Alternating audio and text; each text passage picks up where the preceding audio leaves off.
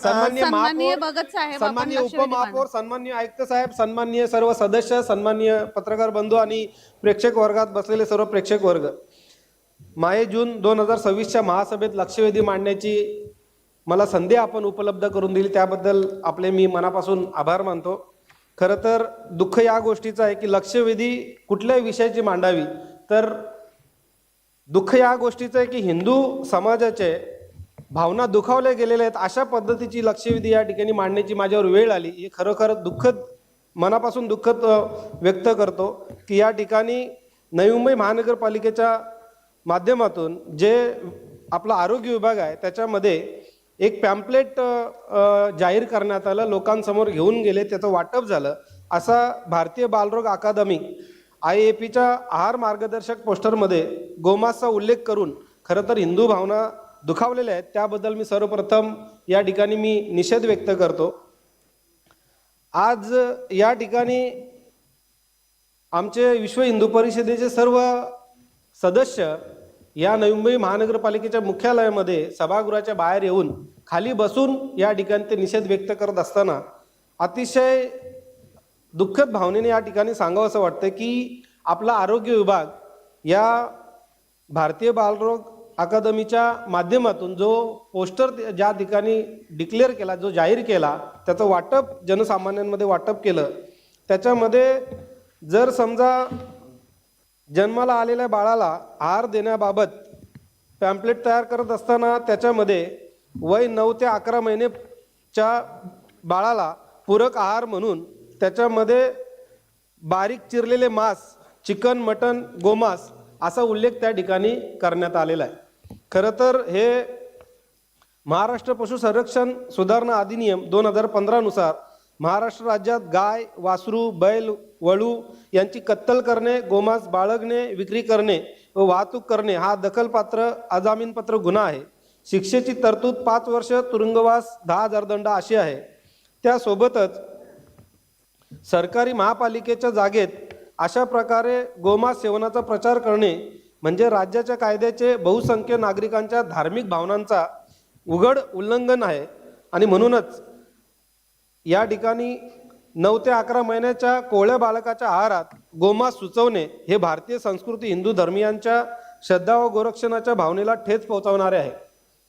सदर पोस्टरमध्ये IAP सारख्या प्रतिष्ठित संस्थेच्या नावाने लावलेले असल्याने सामान्य नागरिकांमध्ये संभ्रम निर्माण होत असून कायद्याने गुन्हा असलेल्या गोष्टीत प्रोत्साहन मिळत आहे।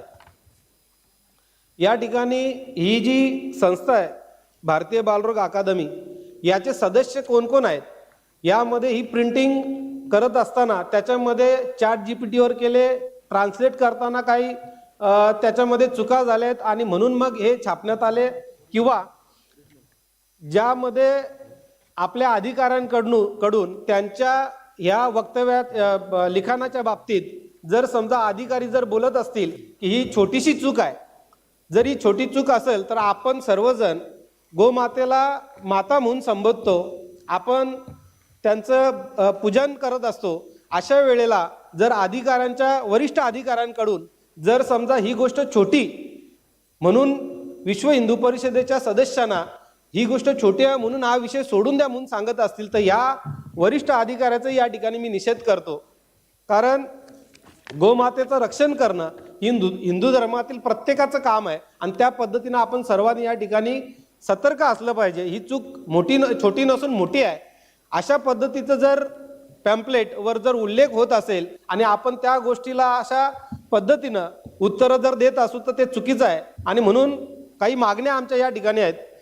सदर आक्षेपार्ह पोस्टर नवी मुंबई महानगरपालिकेच्या रुग्णालयात ज्या अधिकाऱ्यांनी लावले त्या संबंधित अधिकाऱ्यांवर तात्काळ निलंबन, पहिले तर सर्वात पहिले त्याची चौकशी करावी आणि चौकशी अंती जर त्यांनी चुकीच्या पद्धतीनं आणि ज्या पद्धतीनं हे उल्लेख केलेला आहे त्याचा पूर्ण विचार न करता त्याला साध्या पद्धतीने घेतला असेल, त्याचा विचारपूर्वक केला नसेल तर त्यांच्यावर निलंबनाची कारवाई व्हावी।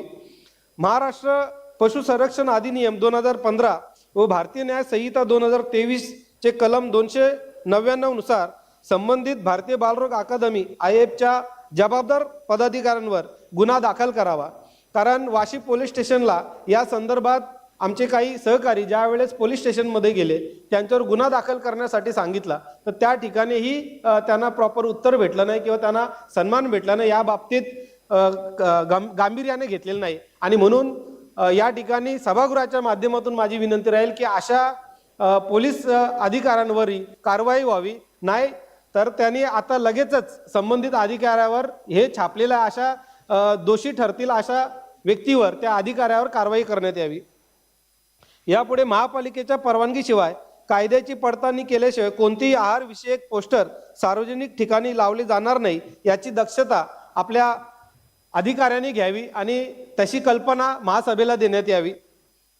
मी पुन्हा एकदा सांगतो, गोमाता ही आमची श्रद्धा आहे व महाराष्ट्रात गोवंश हत्या बंदी कायदा लागू आहे.